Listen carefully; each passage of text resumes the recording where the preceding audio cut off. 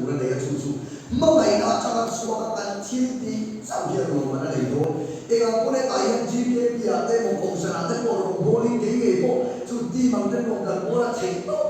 ke ga pe ve ka ti a mai o chu la ko hi a lo te na du chu mangai na thin lu ma chaka suwa kan ti sau hi va na lo man kan ko na tu ra ni hi se thai la zan ko na ko hi en kim kan ti mangai na ti lo ni thar se kan ti le a chuan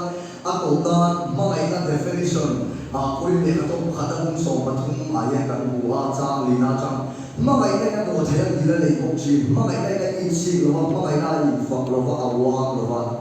mangai ne ka share ku chun naw na nia min ani tu la ya ni mangai ne ni ne lo mangai ne lo ni bo lo mangai ne ni cha chuo lo ti na ma le na ma in si thai ka ku chu dia ka so chi mangai ne ti aya ye min ka han tha thai ka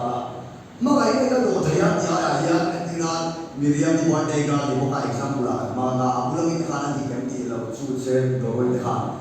Mangai kan India ya Miriam ini Thailand, Miriam ini nado Thailand, Miriam ini nila lebok ciri, Miriam ini isi loh, Miriam ini infak loh, awak loh, Miriam ini semua loh, Miriam ini masih loh, Miriam ini cipu loh, Miriam ini suara mangai tu loh, Miriam ini film loh, Miriam ini tu tak loh.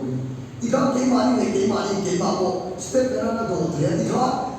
mabai ne kan no ne lo mabai ne kan no che so lo di mani sa di la ko kan ho fe le ko sa la te ko in su di la mabai na in dia ya kan min kan tha ga mabai ne ka do thaya dia ya kan min ga ya